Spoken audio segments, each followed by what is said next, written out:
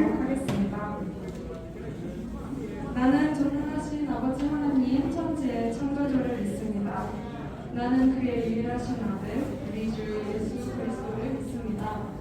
그는 성령으로 잉태되어 동정녀 마리아에게서 나시고 동정녀 본디오 빌라도에게 고난을 받아 십자가에 못 박혀 죽으시고 장사된 지 죽은 자 가운데서 사흘 만에 죽은 자 가운데서 다시 살아나셨으며 하늘에 오르시어 전능하신 아버지 하나님 우편에 앉아 계시다가 거기로부터 살아있는 자와 죽은 자를 심판하러 오십니다. 나는 성령을 믿으며 거룩한 공교회와 성도의 교제와 죄를 용서받는 것과 몸의 부활과 영생을 믿습니다. 아멘.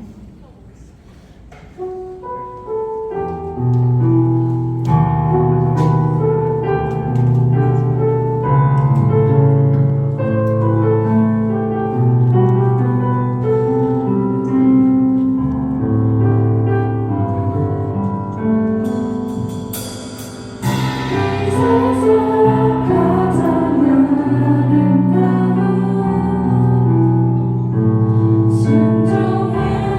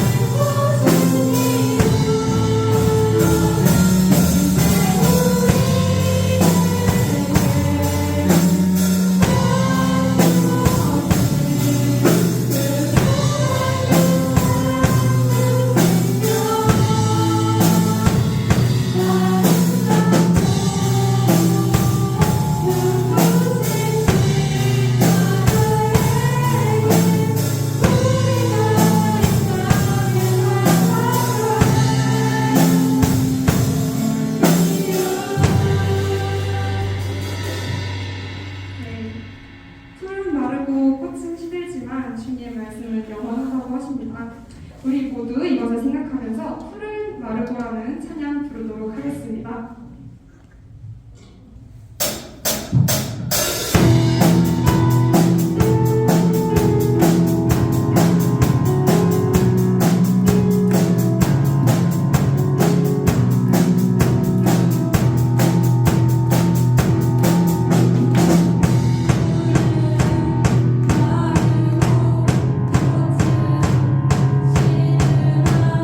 주의 말씀을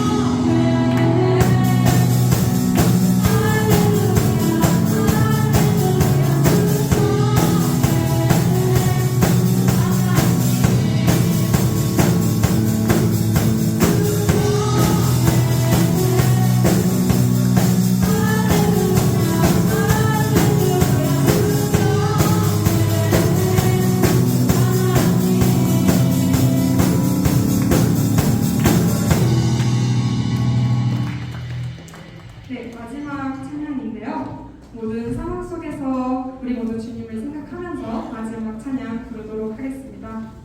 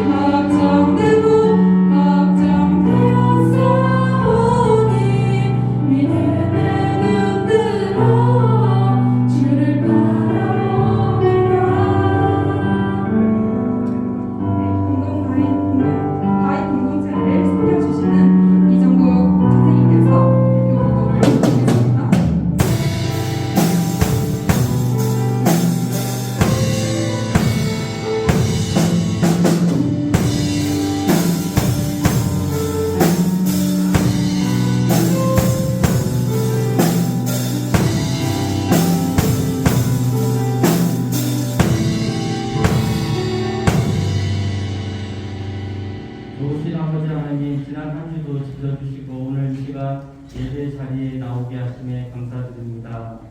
하나님 아버지, 저희는 하나님의 자녀로서 이 세상과 다른 가치관과 세계관 그리고 영적인 안목을 주셔서 이 세상을 살아가는데 세상 사람들과 달리 세상의 친구들과는 다른 하나님의 눈으로 보고 하나님의 마음을 품고 이 세상을 살아갈 수 있도록 인도해 주시옵소서.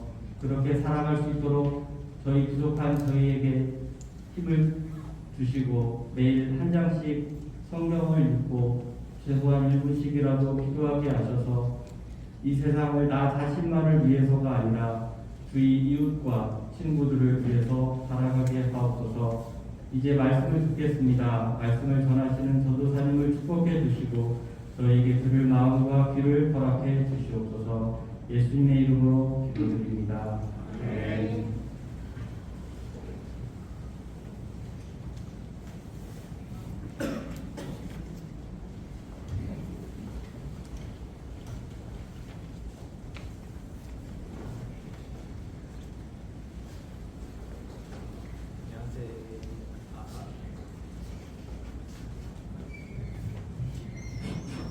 네, 안녕하세요. 반갑습니다. 잘 지냈어요? 네. 말씀 보는 시간이죠? 네, 말씀 보겠습니다. 성경책 가져온 사람 좀 꺼내보아요. 손을 꺼내보아요. 네, 꺼내서 사도행전 14장을 펼칠게요. 금요일 묵상 부분이에요. 금요일 묵상 다 하고 있죠? 놀라서 하고 있잖아요. 사도행전 14장 19절에서 22절 말씀입니다. 제가 읽어보겠습니다. 19절부터 유대인들이 안디옥과 이고니온에서 와서 우리를 충동하니 그들이 돌로 바울을 쳐서 죽은 줄로 알고 시외로 끌어서 내치니라. 제자들이 둘러섰을 때에 바울이 일어나 그 성에 들어갔다가 이튿날 바나바와 함께 더베로 가서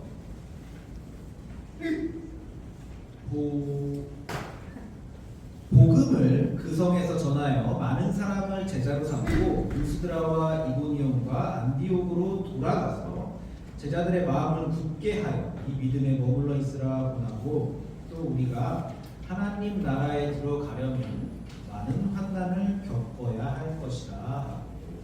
아멘. 네, 이런 내용입니다. 지금 이게 무슨 내용이냐 하면은 우리가 사도행전 보고 있는데 바울이 열심히 복음을 전하고 있어. 돌아다니면서 이곳저곳을 돌아다니면서 열심히 복음을 전하고 있는데 복음을 전하면서 여러 가지 기적도 보여주고 또 표적도 행합니다. 그러니까 믿는 사람들이 많이 생겼어요. 근데 믿는 사람들이 많이 생기니까 믿는 사람들이 많이 생긴 만큼 적들도 많이 생겼습니다. 항상 그렇죠? 따르는 사람들이 있으면은 반대편의 사람들도 그만큼 많이 생기기 마련이에요. 자, 우리는 바울을 생각할 때에 바울 알죠, 여러분? 네, 바울을 생각할 때에 바울이 얼마나 대단한 사람인가? 바울이 얼마나 많은 사람을 전도해서 여러 가지 교회를 세우고 바울이 얼마나 많은 업적과 대단한 업적을 보여주고 기적을 행했는가? 이런 것에 우리는 바울을 초점을 맞춰서 생각을 하기 마련인데 성경을 막상 전체적으로 보면은 성경에는 특히 사도행전에는 바울이 엄청 고생한 내용밖에 안 적혀 있어요. 바울이 대단한 일을 했다, 기적을 행했다 이런 내용은 잠깐 나오고요. 나머지는 다 바울이 이만큼 고생했다, 저만큼 고생했다 하는 내용들입니다. 그 중에 하나가 오늘 바울이 돌 맞았다 이 얘기예요. 자, 우리가 성경을 객관적으로 보지 못하고 우리는 성경을 우리한테 유리하게 보는 사람들입니다. 유리하게 우리 입장에서. 왜냐하면은 우리가 너무 많이 알고 있어요. 성경. 베드로의 오순절 성령 강림 사건, 또 예수님의 엄청난 기적들, 또 초대교회가 이렇게 부흥했다. 그리고 바울이 전도 여행을 이마이 성공해가지고 이렇게 믿는 사람들이 많이 늘어났다. 이런 거를 알고 있기 때문에 거기에 시선을 고정시켜놓고 성경을 딱 보는 거예요. 그러니까 고생한 내용은 눈에 잘 들어오지를 않고 바울이 잘한 내용만 잘 읽히게 되어 있어요. 우리는. 끄덕끄덕해 진짜 그래요? 끄덕끄덕을 하네. 네. 우리가 성경을 너무 많이 알고 있어서 그래요. 우리는 이미 결과를 알고 있기 때문에 결과를 정해놓고 성경을 따라 읽습니다. 그런데 사실 조심스럽게 편견을 내려놓고 사도행전을 찬찬히 보게 되면은 성경에서 큰 일을 한 사람들은 다 고생한 사람들. 그것도 우리가 상상할 수 없을 만큼 무지막지하게 고생한 사람들. 미국이 기독교 국가잖아요. 미국이 나름 기독교 국가예요. 그래서 그 사람들 이름을 보면은 다 이런 사람들. 존, 토마스, 피터 이런 사람들이라. 존이 여러분 성경에서 누군지 알아요? 요한을 존이라고 해요. 요한이 존이에요. 네. 그러니까 존이라는 이름은 우리가 아는 요한이라는 이름인 거예요. 토마스는 도마를 얘기해요. 베드로를 얘기해요. 베드로가 피터예요. 몰랐지? 알고 있었어요? 베드로가 피터예요.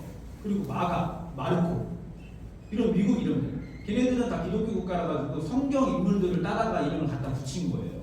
근데 여러분 생각해 보세요. 폴은 바울이에요. 오늘 보는 바울이 폴입니다. 바울이에요. 바울을 이렇게 부르는 거예요. 그러니까 성경 인물을 따다가 붙인 거예요. 그러니까 이 사람들이 엄마들이 그러니까 이 아이의 이름을 갖다 붙일 때 이런 이름을 왜 갖다 붙였겠어요? 미국 사람들은 개 이름도 존이라고 불러요. 강아지 이름도. 왜 그런 이름을 갖다 붙였겠어요? 그런 이름을 짓는 이유에는 성경을 긍정적으로, 낙관적으로 보기 때문에 그런 이름을 짓는 거예요. 너는 베드로처럼 훌륭해져라. 너는 바울처럼 대단한 인물이야. 너는 마가, 도마 이런 사람들처럼 성경의 제자들처럼 사도 같은 사람이야. 이렇게 이름을 지어줬지. 바울처럼 고생이야. 베드로처럼 십자가에 거꾸려 달려 죽어라. 이렇게 이름을 지어주지 않았을 거 아니에요. 그러니까 우리는 그런 것들은 아예 제껴놓고 좋은 것만 이미 보고 성경을 보는 경향이 있다는 거예요. 바울은 고생만 하다가 네로 황제한테 못 잘려 죽었다고 합니다. 방금 말했듯이 베드로는 십자가에 거꾸로 달려 돌아가고요. 그런 것들은 우리가 안 본다는 거예요. 그런 걸 기대하고 이름을 짓지 않았겠죠. 그러니까 우리는 위대한 사고였다, 성경에서 대단한 인물이었다, 이런 것들만 기대하고 그런 의미로서 이름을 지어준 거란 말이에요. 그러니까 바울도 위대한 전도자, 위대한 스승, 잘 가르치는 성경 교사 이렇게만 되어 있지, 바울이 얼만큼 어려운 인생을 살았는지, 얼만큼 고생했는지에 대해서는 사실 깊이 생각해 보지 않았을 겁니다. 성경을 볼 때. 하나님께서 구원을 모든 인류에게 나누어 주기 위해서 바울을 세웠다는 것에는 우리가 같은 생각을 가지고 있어요. 동의하는 바입니다.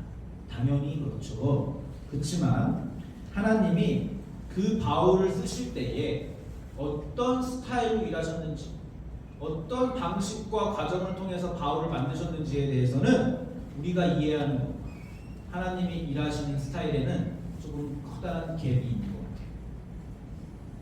자, 바울을 따르는 무리도 있고 박해하는 무리도 있습니다. 어느 세력이 더 클까요?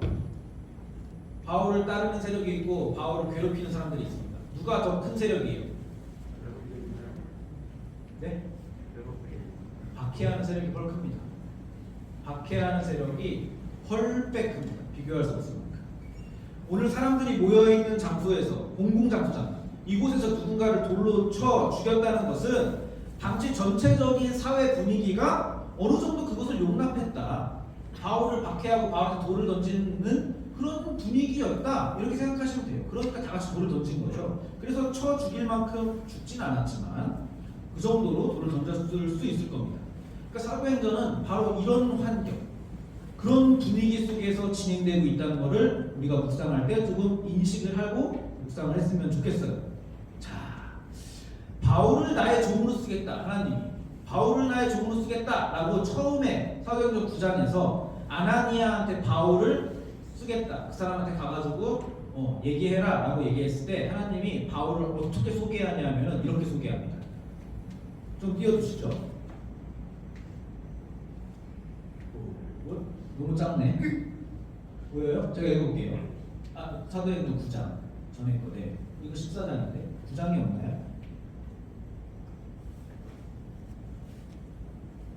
네, 제가 읽어볼게요. 주님께서 그에게 말씀하셨다. 가거라. 그는 내 이름을 이방 사람들과 임금들과 이스라엘 자손 앞에 가지고 갈 내가 택한 내 그릇이다. 바울을 얘기하는 거예요. 그가 내 이름을 위하여 얼마나 많은 고난을 받아야 할지를 내가 그에게 보여주려고 한다. 처음부터. 그러니까 바울을 처음 불렀을 때부터 고난이 약속되어 있습니다. 그러니까 바울은 자기 생애 내내 그 고난을 받는 거예요. 그러니까 고난을 당하는 거예요. 하나님이 쓰시겠다고 했는데 고난을 약속해놓고서 하나님이 쓰시는 거예요. 이것이 여러분이 예수님을 믿고 앞으로 교회 생활하고 신앙 생활을 할 때에 넘어야 될 첫 번째 시험입니다. 예수 안 믿을 때는 죄인 줄 모르고 열심히 행했던 그 죄들을 회개했더니 전보다 더 나아져야 될 것 같은데 이상하게 나아지는 게 없단 말이에요. 똑같아. 아니 어떻게 생각하니까 착하게 살려니까 더 어려워질 것 같기도 해. 그런 생각들을 하게 되는데 그곳을 넘어가야 됩니다. 자, 먼저 예수님 믿고 하나님 뜻대로 순종하면서 착하게 살려고 했더니 세상은 알아주지 않고 패배다 취급합니다. 여러분 학교에서 착하게 살면 뭐가 돼요? 호구가 되는 거예요. 호구가 되는 겁니다. 얕잡아 보이는 거예요. 그것이 넘어야 되는 여러분의 첫 번째 과제입니다. 진짜 하나님이 유일한 창조주고 역사의 주인이신데 어떻게 하나님을 거스르는 이 반대 세력한테 하나님을 믿는 사람들이 밀릴 수가 있지? 예수쟁이들이 좀 착하게 살면 좀 잘 되고 해야지 세상에도 이롭고 하나님 이래도 더 좋은 거 아닌가? 라고 우리는 기대를 할 수 있는데 이 문제에 대해서 바울이 우리한테 이렇게 알려줍니다. 빌립보서 1장 20절이에요. 나의 간절한 기대와 희망은 내가 아무 일에도 부끄러움을 당하지 않고 온전히 담대해져서 살든지 죽든지 전과 같이 지금도 내 몸에서 그리스도께서 존귀함을 받으시라는 것입니다. 이게 지금 빌립보서인데 바울이 감옥에 갇혀서 쓴 편지거든요. 우리는 이 구절에서도 여기 보면 부끄러움을 당하지 않고 이렇게 써 있는데 이것을 부끄러움을 당하지 않게 환경을 좀 바꿔주세요 이렇게 이해를 합니다. 그러니까 창피당하지 않게 도와주세요 이렇게 얘기를 해요. 근데 그게 아닙니다. 환경에 관계없이 내가 바뀌지 않아요. 창피가 아니게 해주세요 라고 기도하는 거예요. 똑같은 상황에서도 이것을 부끄럽게 여기지 않게 해주세요. 감옥에 갇혀있어도 살든지 죽든지 그리스도만 높아지면 됩니다 라고 바울이 기도를 하고 있다는 거예요. 지금 왜 부끄러움이라는 단어를 썼겠어요 바울이? 지금 감옥에 갇혀있으니까 이 문제에 대해서 오해를 받고 있거든. 괄시를 받고 있거든. 사람들이 죄를 종이라면서 왜 하나님의 사도를 종이라면서 왜 감옥에 갇혀가지고 저렇게 빌빌대고 있나? 그러지 않겠어요? 그러니까 바울은 맨날 고생만 하고 감옥에 갇히니까 빌립보 교회가 시험에 들었습니다. 하나님의 종이 감옥에서 로마 권력에 꼼짝 못해가지고 있는 것이 이해가 안 되는 거예요. 설명이 안 되는 거예요. 그런데 바울이 잡히니까 어떤 일이 일어났냐? 바울이 잡혔다는 소식을 듣고 그거 잘됐다. 그거 봐라. 그렇게 생각하는 사람들이 기뻐하고 시기하고 경쟁하는 사람들이 더 열심히 전도했습니다. 그거 봐. 바울은 아니라니까. 우리가 진짜라니까 하면서 더 열심히 전도했어요. 어떤 사람은 바울이 잡혀있는 게 안타까워가지고 뒤에 숨어있다가 바울 선생님이 잡혔으니까 나라도 열심히 해야지 하고서는 더 열심히 들고 일어서기도 했습니다. 그래서 바울 혼자 했으면 하나밖에 못했을 일을 그 사람들이 여기저기서 바울이 갇힌 것으로 인해가지고 한 5배는 일이 더 잘 됐다는 거예요. 여러분 이게 하나님이 하시는 일이라는 거예요. 이게 하나님의 스타일, 이게 하나님의 방식이라는 거예요. 근데 우리는 하나님의 스타일을 잘 모르기 때문에 내가 사는 것이 그리스도니 죽는 것도 유익하니라 이 말이 무슨 말인지 몰라요. 내가 내 안에 사는 것 예수 그리스도니 나의 죽음도 유익하니라 이 말이 무슨 말인지 모르겠어요. 나의 죽음도 유익합니다. 그러니까 무슨 결사각오를 해가지고 하나님을 위해서 죽겠습니다 이렇게 얘기하는 것 같아요. 그게 아니에요. 그게 아니라 죽으면 뭐가 좋아요? 죽으면 끝이에요. 천국 가서 좋은 게 아닙니다. 죽으면 천국 가서 좋다는 게 아니라 내가 죽는 것으로도 내가 고통받고 고난당하는 것으로도 하나님이 일하시기 때문에 그렇기 때문에 이 죽음도 유익하다라고 이야기하는 거예요. 이해하고 있는 거 맞아요? 죽으라는 거 같아서 좀 미안해지는데 죽으라는 건 아니고 여러분에게 이런 설교를 한다는 것이 저도 조금 괴로운데 여러분에게 조금 연령에 맞지 않는 설교인 것 같다는 생각도 하면서 어제 휴가분에 제가 휴가였어요. 어제 월화수목금도 어제까지 휴가였습니다. 출근을 안 하고 집에서 놀았어요. 근데 가만히 누워가지고 생각해 보니까 1, 2월 달 내내 여러분한테 이런 얘기만 한 것 같아요. 저어라, 참아라, 어려움도 있을 수 있다, 견뎌라. 뭐 괜찮다는 얘기도 했지만 이런 얘기만 한 것 같아요. 그러니까 너무 청소년들한테 너무 무거운 얘기만 한 것도 아닌가, 너무 어려운 얘기만 한 것 아닌가 이런 생각들을 좀 하면서 반성을 하고 있었는데 그래서 누워가지고 유튜브를 이렇게 올리면 이렇게 보잖아요. 이렇게 뭐 재밌는 거 있나 이렇게 보잖아요. 그러다가 옥하는 목사님이 잔소리하는 1분짜리 동영상이 뜨는 거예요. 근데 제가 옥하는 목사님을 나름 좋아하기 때문에 한번 눌러봤습니다. 그랬더니 옥하는 목사님이 설교에 대해서 쓴소리를 하는데 옥하는 목사님이 요즘은 딱딱하고 어려운 설교 듣기 싫어한다. 듣기 싫은 소리 하면 싫어한다. 아픈 소리 하면 성도들이 듣기 싫어하니까 그래서 설교자들도 재밌는 예화, 신나는 예화들로만 30분 채우고 성경 본문은 건드리지도 않고 넘어간다. 뭐 이런 지적들을 하시는 거예요. 그래가지고 성도들의 인격의 변화가 뭐가 있겠느냐? 하고 성도 소리를 잘 지르거든요. 그분이 막 소리를 지르고 계신 거예요. 근데 내가 맞네 이런 생각을 하면서 옥하는 목사님 때문에 오늘도 이런 주제를 꺼내들었어요. 핑계를 대는 거예요. 다 옥하는 목사님 때문이다. 자, 근데 설교를 접촉 하다 보니까 원래 유아 사무엘에 제가 있었어요. 애기들 4-5살 걔네들은 그냥 막 이러면서 그냥 성경 얘기해주고서는 막 그냥 웃어주고 같이 박수 쳐주고 하면 돼요. 근데 여기 오니까 얘가 여러분한테 설교 같은 설교를 해야 되잖아요. 여러분은 머리가 컸고 설교를 알아들으니까. 근데 제가 이거를 이제 하다 보니까 저도 자꾸 욕심이 생기는 걸 제가 느껴요.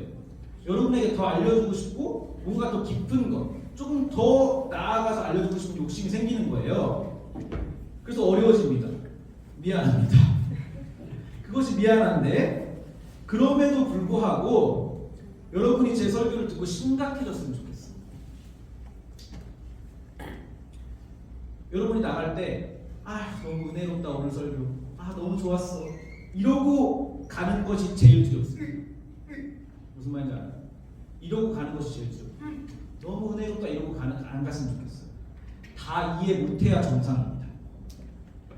다 이해 못해야 정상입니다. 여러분이 다 아는 얘기 해줘가지고 무슨 발전이 있겠습니까? 여러분한테? 여러분이 모르는 얘기를 해줘야지. 그러고서 듣고 이게 맞나? 저게 뭔 소린가? 긴가민가? 한 번 더 생각해봐요. 생각했던 내용이 나중에 한 살 더 먹고 그게 그 얘기였나? 이런 생각도 들고 그렇게 했으면 좋겠어요. 여러분 좀 고민을 해야 돼요. 쉬운 설교, 알아듣는 설교, 다 알아듣는 거, 아는 얘기에서 뻔한 얘기에서 그죠? 물론 적당히는 해야겠죠. 적당히 해보겠습니다. 이번 주는 옥하는 목사님 때문에 다음 주에 좀 쉽게 만들어볼게요. 자, 돌아와서 우리가 믿는 기독교, 우리 교회가 얼마나 강하고 얼마나 소유하고 또 얼마나 이 하나님이라는 것, 이 복음이 얼마나 분명하게 전달되고 우세하고 확실하고 이런 것들을 바랍니다. 그런데 여러분 스스로에게 그런 일이 일어납니까? 여러분이 기독교를 믿는다고, 여러분이 교회 다닌다고 뭔가 우세해지고 뭔가 분명해지고 복음이 좀 확실하게 사람들한테 얘기할 수 있고 막 이래요? 그렇지 않죠. 근데 우리한테는 실제로 그런 일이 일어나지 않으면서도 불구하고 우리는 굉장히 그런 것들을 추구하고 계속 바라는데 사도행전이 무엇을 말하는지 잘 들어야 됩니다. 보세요. 지금 사도행전이 보여주는 오늘 본문은 세상에서 바보가 되겠다는 얘기입니다. 가는 곳마다 돌 맞고 약자가 됩니다. 박해도 되는 사람으로 여겨집니다. 돌 던져도 되는 사람으로 여겨진다. 돌로 쳐서 죽은 줄 알고 내다 버리는 그 길을 가는 거예요. 그런데 거기다 대고 어떤 대꾸 같은 걸 하지 않습니다. 지금 죽겠다, 억울하다, 내가 믿는 게 진짜인데 왜 이걸 몰라주고 왜 이러? 사람들은 그런 얘기 하지 않습니다. 그냥 자기 갈 길 가는 거예요. 죽기 직전까지 돌 맞고 길에 버려졌다. 자리에서 일어났다. 다시 하던 일을 계속했다. 그냥 이렇게 얘기하는 거예요. 어떻게 이럴 수 있을까요? 길을 가다가 나무를 봤다. 바람이 불었다. 시원했다. 그냥 이러면서 예수 믿는 거라고. 어떻게 이럴 수 있을까요? 돌 맞으면서. 돌 맞고 일어나서 그냥 이러고 있는 거거든요. 환난을 겪어야 된다. 이러고 있어요. 눈탱이 감탱이 돼가지고. 이게 어떻게 이럴 수 있어요? 어떻게 이럴 수 있냐면은 하나님이 그 아들을 보내신 십자가 사건이라는 그 방법을 우리가 믿고 있기 때문에 말할 필요가 없는 거예요. 예수님을 이사야서 53장에 예언해 놨는데 이렇게 예언해 놨습니다. 털 깎는 자 앞에서 잠잠한 양같이 그의 입을 열지 아니하였도다.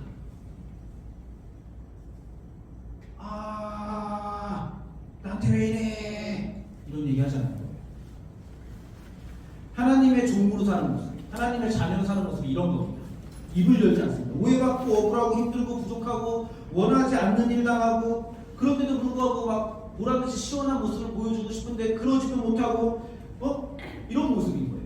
거기에 대해서 막 대꾸하지 않는 겁니다. 그런데 바울이 우리한테도 똑같은 싸움이 있다 이렇게 얘기하고 있는 거예요. 그래서 신앙생활 좀 하다 보면은 너무 힘드니까 조금만 더 늦게 믿을 거야. 조금만 더 늦게 믿었으면 내가 덜 고생했을 텐데 이런 생각을 하게 돼요. 그걸 입 밖에 꺼내지 않는 겁니다. 그게 인격이라고 또 얘기를 하는 거예요. 멋있는 사람이 되는 거예요. 자, 우리가 볼 때는 영 힘없어 보이는 일, 그런 일들이 하나님이 일하시는 스타일이라고 합니다. 우리가 볼 때는 이해가 되지 않는 일, 우리가 볼 때는 이게 지는 것처럼 뭔가 지금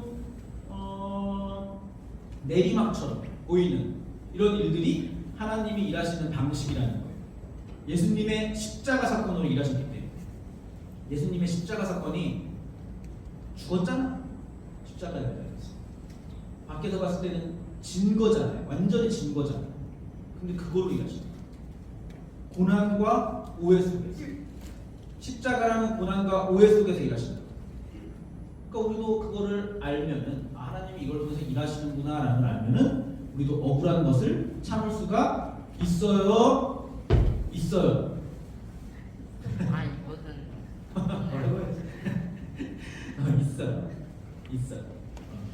우리가 있어요밖에 없어요. 우리는 욕 먹는 거를 싫어합니다. 네, 우리는 욕 먹는 걸 싫어해가지고 내가 다 가지고, 내가 잘나가지고, 내가 힘없이 전능해가지고 하나님의 일을 잘하면 얼마나 좋을까? 내가 하나님 일을 진짜 멋지게 하고 싶은데 이렇게 생각해요.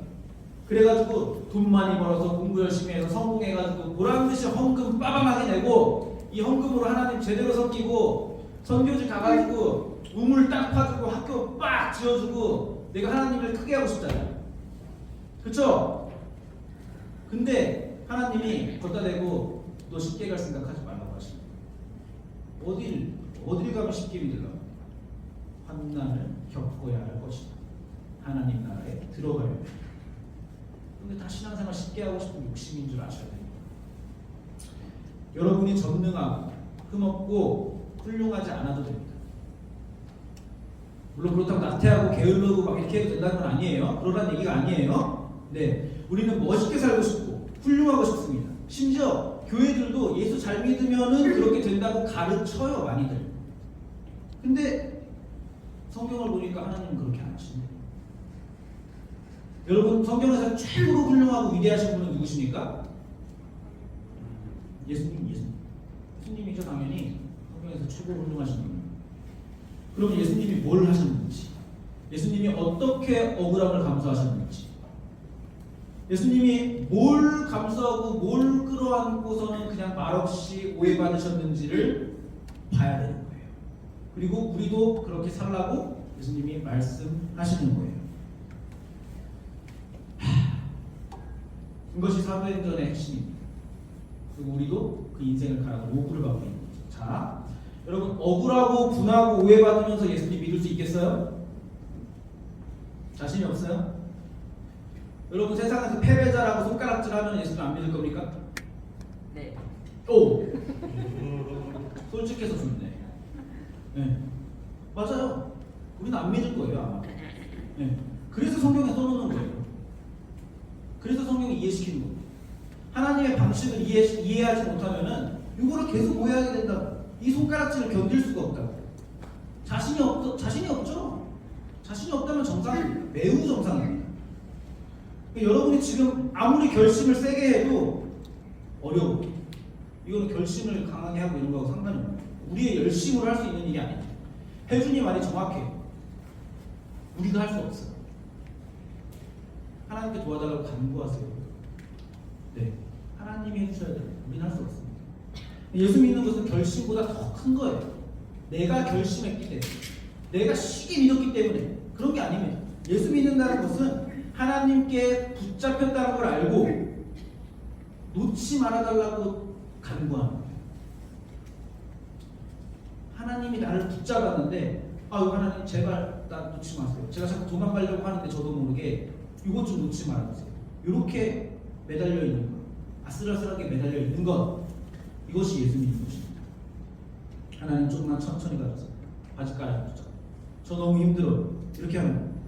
그러면은 하나님이 어련히 알아서 강약 조절하실 거예요. 여러분이 딱 겨우 견딜 수 있을 만큼만 불리면서 여러분을 키우고 자라고 성경의 표현으로 하면 거룩하게 하실 것입니다. 그게 세상은 이해할 수 없는 모습으로 진짜 멋있어지는 거예요. 기대하면서 교회를 다니고 있습니다. 여러분 교회 다니면서 아무 생각 없이 다니는 것 같지만 지금도 다 자고 있지만 그럼에도 불구하고 하나님이 그 작은 것으로도 여러분을 거룩하게 키워나가신다는 거예요. 붙어만 있으세요. 아시겠죠? 기도하겠습니다.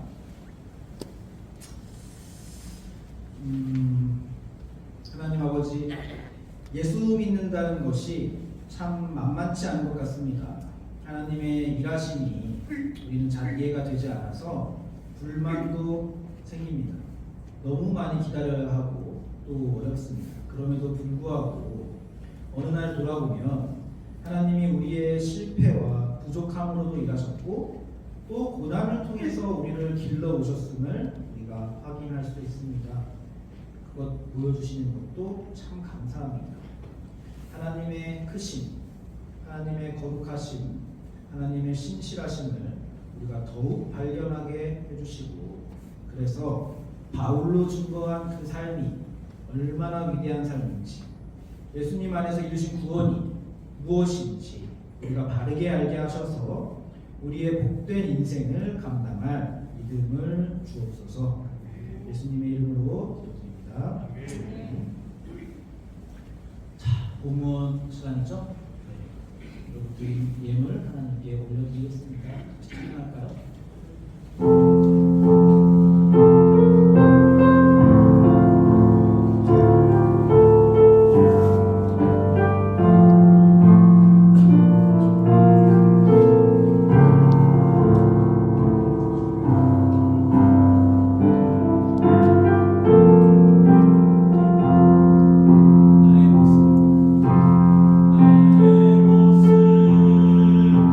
나의 모습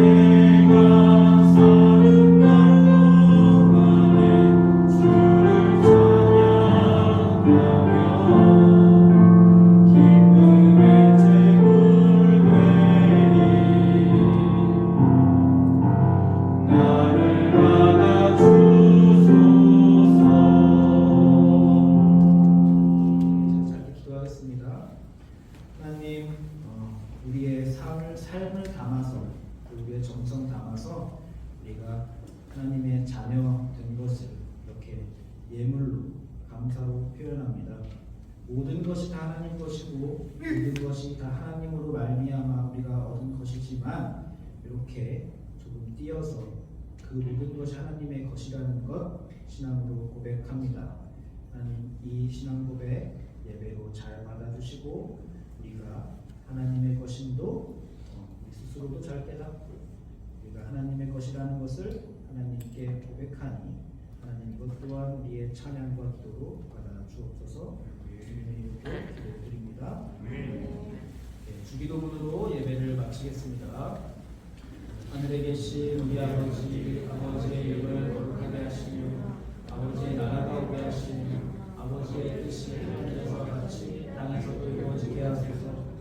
오늘 우리에게 일용할 양식을 주시고 우리가 우리에게 잘못한 사람을 용서하여 줄 것 같이 우리의 죄를 용서하여 주시고 우리를 시험에 빠지지 않게 하시고 악에서 구하소서.